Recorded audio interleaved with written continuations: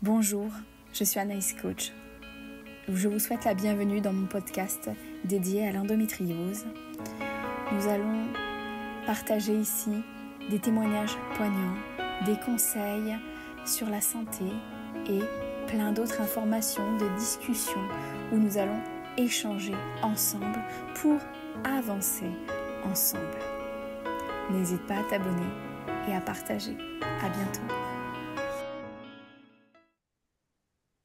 Bonjour Chloé, comment vas-tu aujourd'hui? Bonjour Anaïs et bonjour à tout le monde qui nous écoute.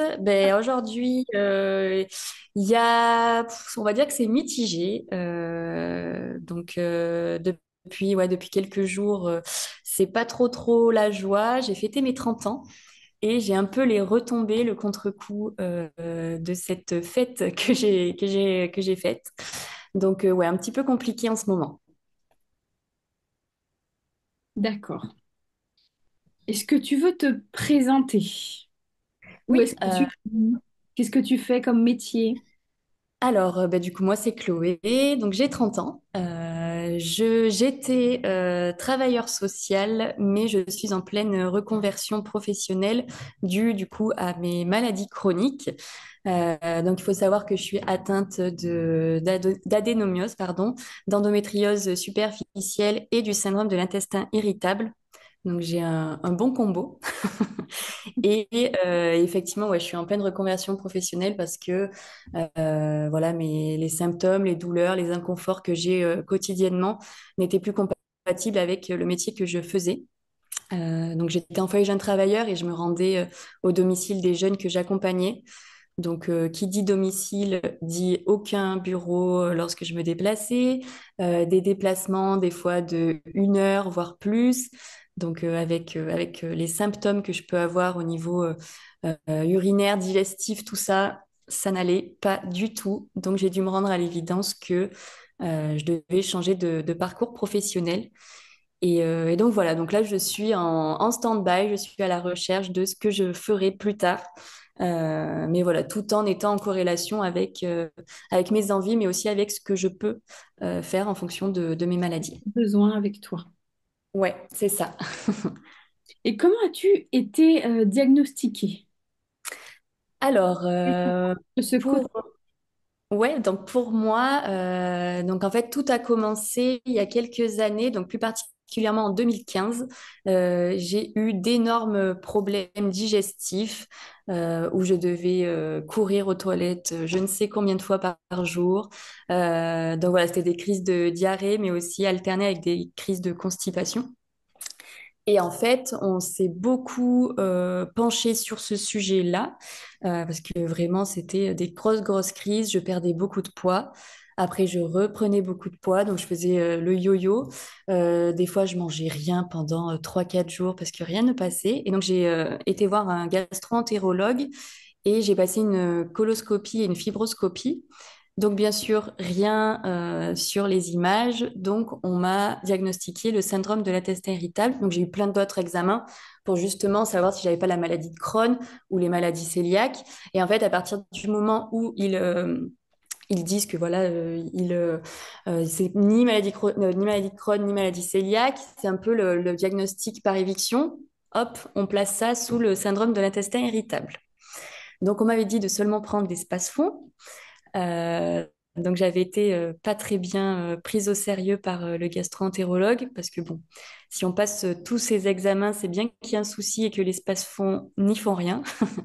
Donc après, j'avais un petit peu baissé les bras parce que voilà, on me disait t'as mal au ventre, tout le monde a mal au ventre, donc t'as qu'à mieux manger, t'as qu'à plus boire. Enfin vraiment, les médecins ne me prenaient pas en considération et ne réalisaient pas à quel point c'était handicapant. Donc voilà, et ensuite, on a beaucoup parlé de l'endométriose sur les réseaux, et notamment Fanny Lo, qui a le compte Talk About Fanny. Grâce à elle, et je pense qu'on est beaucoup dans cette situation, elle avait vraiment parlé voilà, des symptômes de l'endométriose, et là, je me suis totalement reconnue. Et c'est là où j'ai pris conscience que j'avais pas seulement des symptômes liés à ma digestion, et que c'était beaucoup plus. J'avais une fatigue chronique qui était donc toujours présente. J'avais mal pendant mes règles au niveau pelvien, au niveau bas-ventre. J'avais très mal au niveau des lombaires. Je commençais à avoir mal au niveau des bras, des jambes. Enfin, vraiment un tout. Et surtout, j'avais des douleurs pendant les rapports. Et ça, c'est quelque chose dont je ne parlais pas, parce que pour moi, je pensais que c'était normal, j'en parlais pas trop à mes copines, tout ça. Et en fait, de fil en aiguille, ben voilà, j'en ai parlé à mes copines qui m'ont dit qu'elles, elles trouvaient ça pas normal. Elle aussi, elle m'a envoyé des vidéos de l'endométriose. Elle trouvait que ça collait bien avec ce que je pouvais ressentir chaque jour. Et donc, j'en ai parlé à mon premier gynécologue. Donc, je dis bien le premier parce qu'il y en a eu plusieurs. Donc, celui qui me suivait depuis très longtemps. Et donc, je lui ai dit, ben, je trouve quand même que j'ai beaucoup de symptômes qui ressemblent à l'endométriose. Et de là, il m'a posé une question. Il m'a dit, est-ce que vous avez eu mal lors de vos premières règles? Donc, j'ai dit, bah non. Et donc, il m'a dit, impossible que ce soit l'endométriose. Fin du rendez-vous. Il n'a pas cherché plus Ah loin. oui, Ouais, ouais, ouais. Donc, moi, je suis triste. sortie du rendez-vous. Ah ouais, non, mais c'était... Enfin, bon, je pense qu'on a toutes le même parcours et c'est triste. Mais voilà, je suis sortie du rendez-vous. Déjà, j'avais pris sur moi pour lui poser la question, pour lui parler de mes douleurs pendant les rapports. Enfin, c'est pas évident, c'est quand même notre intimité. Donc, je suis sortie de ce rendez-vous. C'était la première fois que je me prenais une claque comme ça. J'essayais de parler voilà, d'une potentielle maladie que je pouvais avoir. J'ai pas du tout été bien reçue. Donc de là, j'ai eu la très bonne idée de me faire poser un stérilet cuivre. C'est pas du tout adapté quand on a l'endométriose, mais je ne savais pas que je l'avais.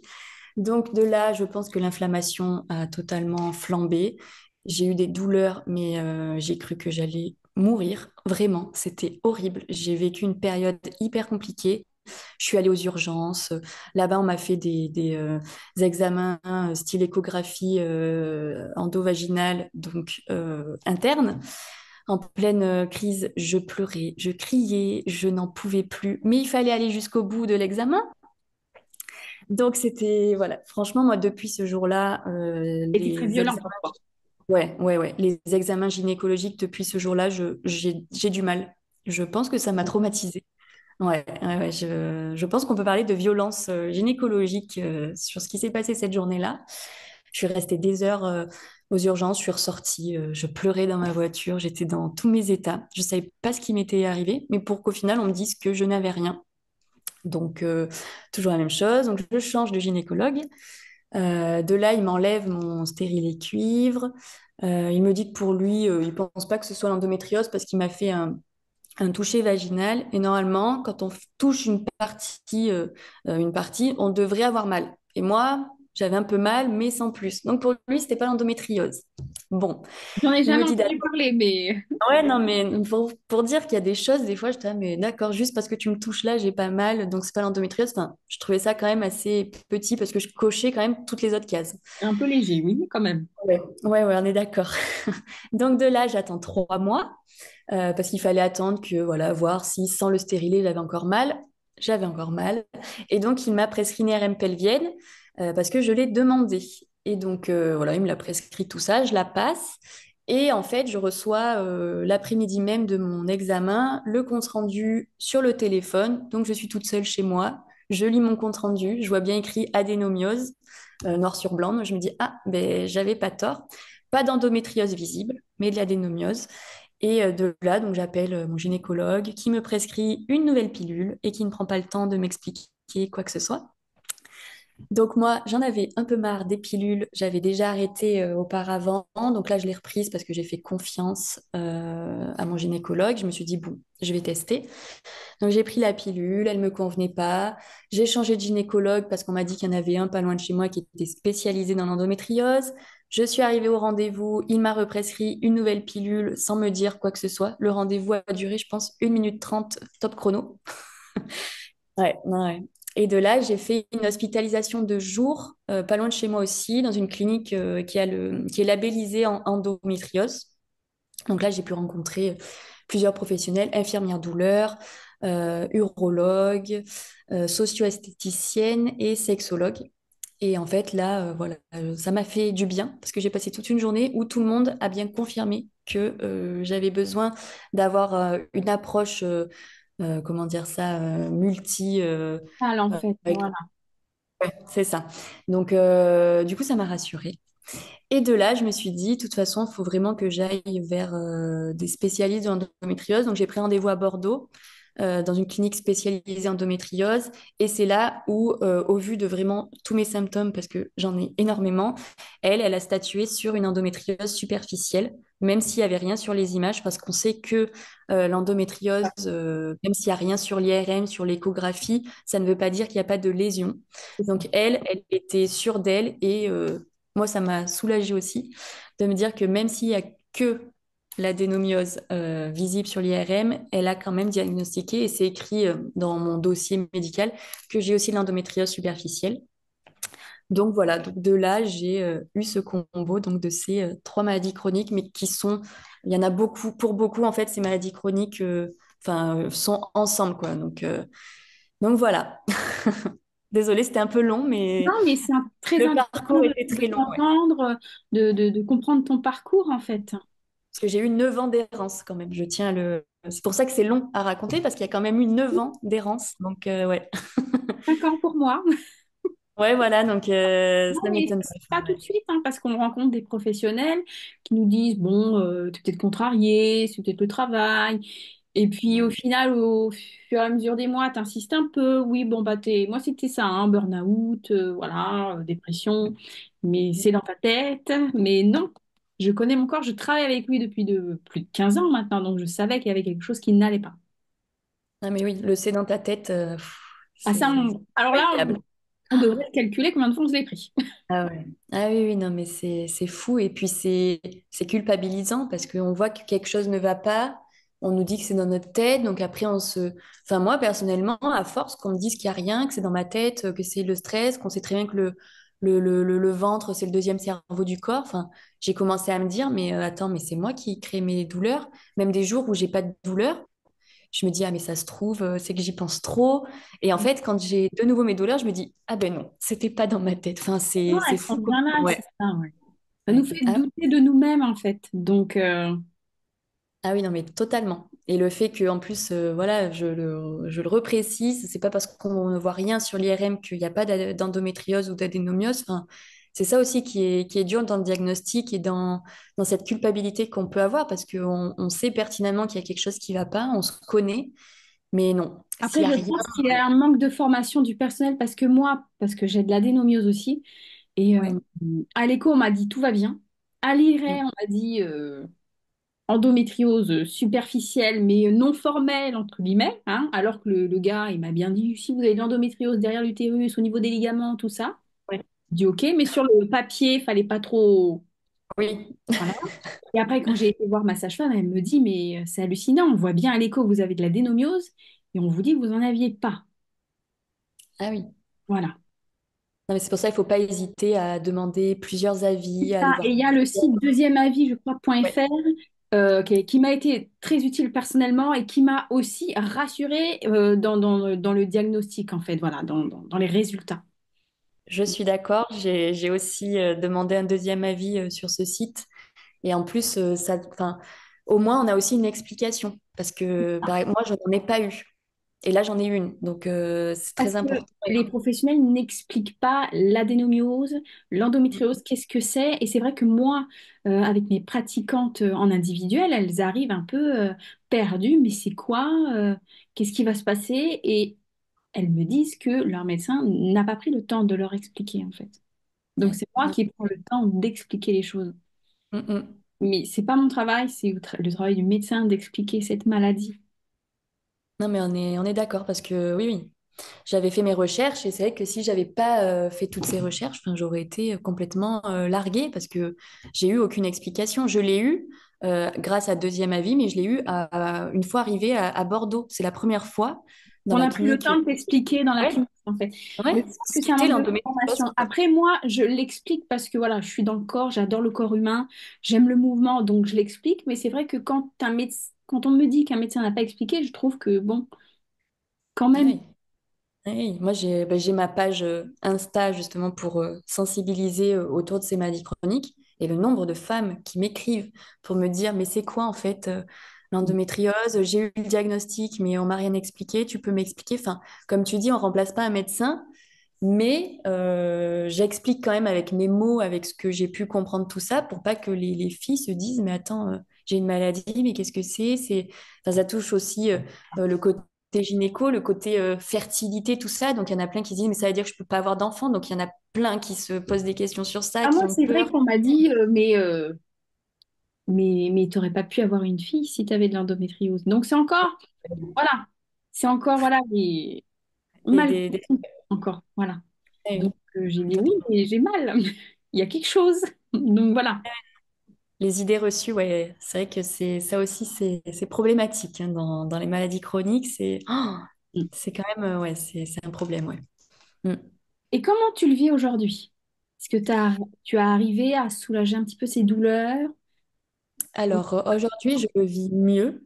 Mais l'été dernier, c'était quand j'ai eu le diagnostic, ça a été pour moi une descente aux enfers. Même si j'étais soulagée d'avoir le diagnostic, j'ai vraiment eu une période où ça a été très compliqué de me dire, ben voilà, enfin, toutes ces années où je me suis battue, on m'a enfin écoutée et prise au sérieux. Donc je pense que j'ai eu un peu le contre-coup de tout ça. Et à la suite de ça, j'ai su rebondir et me dire, bon ben voilà, maintenant c'est bon, tu sais ce que tu as. Il faut que tu ailles vers des personnes qui te comprennent, qui justement proposent des choses pour que tu ailles mieux. Voilà, je me suis documentée, j'ai échangé avec beaucoup de femmes, j'ai pris leurs conseils, tout ça. Et aujourd'hui, c'est vrai que ça va mieux.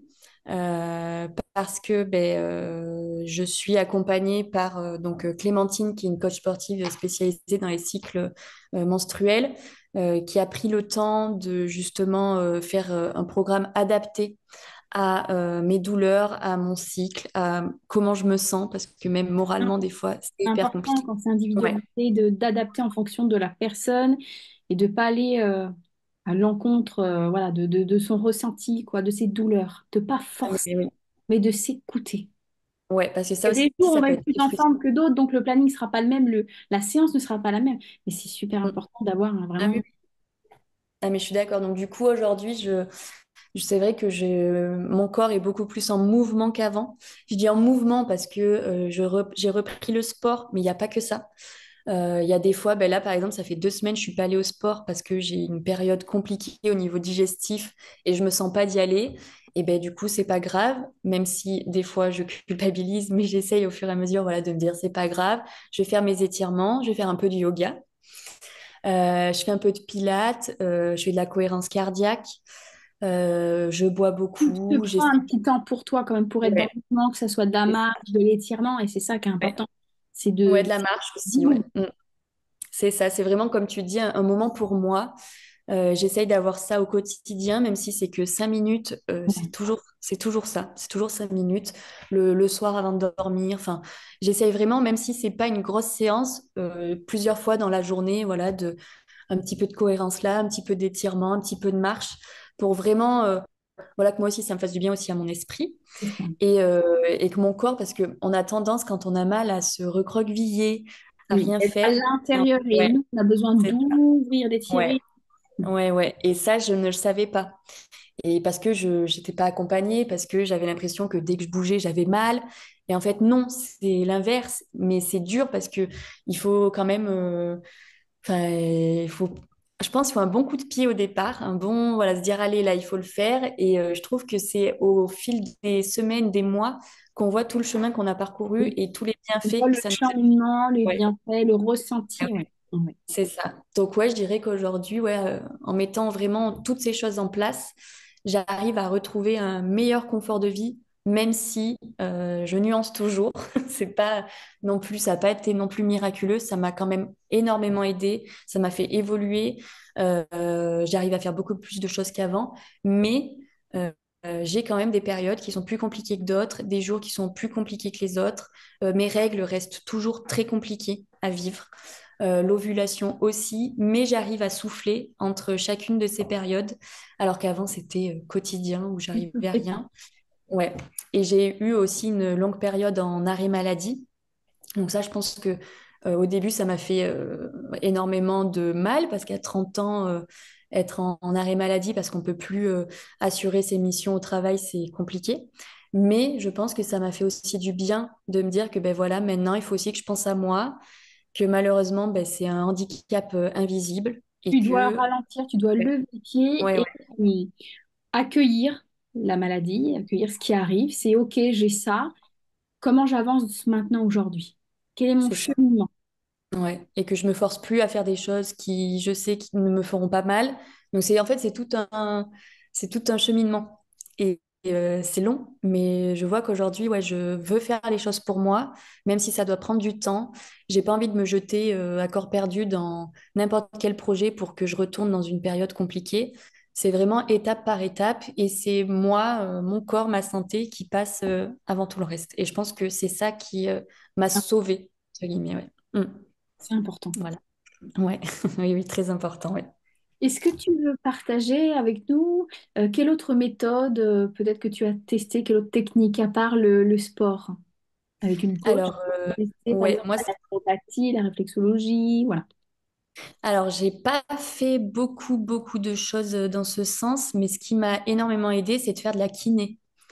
Ouais, de la kiné où effectivement, toutes les semaines, j'ai rendez-vous où je fais de la kiné. Donc, ça peut être des massages ventre, bas-ventre, les lombaires, le dos complet, parce que des fois, c'est compliqué, les jambes et surtout de la kiné interne. Donc, ça peut être un Donc, peu tu compliqué. rentrer Par contre, ouais. doux et travailler au niveau des fascias. Ouais, ouais, ouais. Par rapport aux douleurs pendant les rapports, c'est vraiment ce qui, moi, me a permis de soulager vraiment ces douleurs-là et même pour plein d'autres choses parce que les lésions, voilà, il faut pas les décontracter, il faut je trouve pas mon mot. Voilà, il faut vraiment faire en sorte que les lésions ne soient pas rigides. Oui, Et c'est ça en fait qui fait que on peut avoir des douleurs vraiment profondes.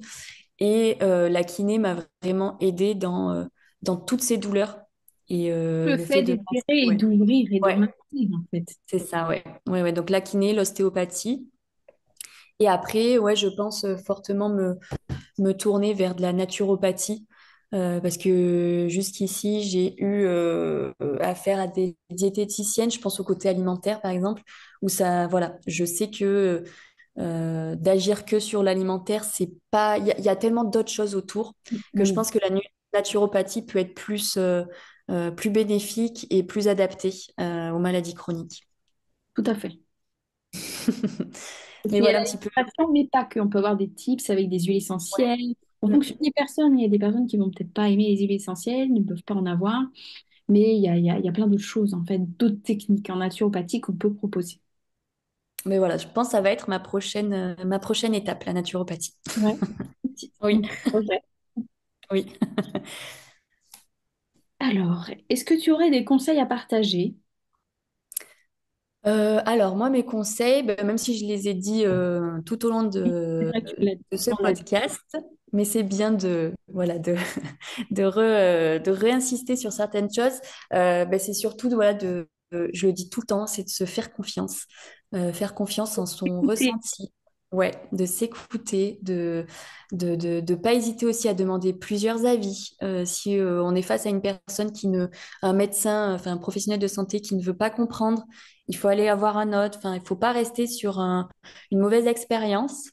Et je dirais aussi que voilà, se prioriser, euh, toujours s'écouter, mais dans le sens où voilà, on va pas se forcer à faire certaines choses, on va pas culpabiliser de ne pas pouvoir faire son sport, de ne pas pouvoir faire son ménage.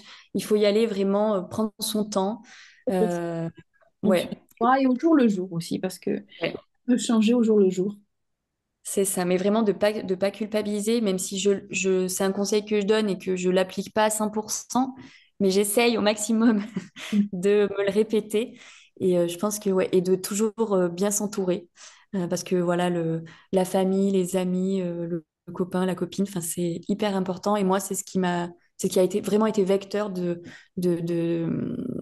tous mes progrès, de toute mon évolution, parce que j'ai mon entourage qui a toujours été bienveillant et qui m'a toujours comprise. Et ceux qui ne me comprennent pas, voilà, je perds plus mon temps. Voilà, donc c'est ça, je pense, mes plus gros conseils que j'ai à partager aujourd'hui. Est-ce qu'il y a quelque chose que tu aimerais partager ou quelque chose d'autre que tu aimerais partager aujourd'hui ou on a fait le tour pour toi? Non, je pense qu'on a fait le tour. Ouais, non, je pense qu'on a fait le tour. Je pense que j'ai tout dit, à part si tu vois toi certaines choses. Moi, je trouve que c'était très complet, que tu as bien parlé de ton parcours. Eh ben, merci en tout cas pour ton temps. Merci à toi. Les personnes qui vont aussi nous écouter, n'hésitez pas à partager le podcast. Et puis, on se retrouvera peut-être prochainement pour d'autres sujets. Avec plaisir. Et merci à tout le monde et bon courage. Oh, merci.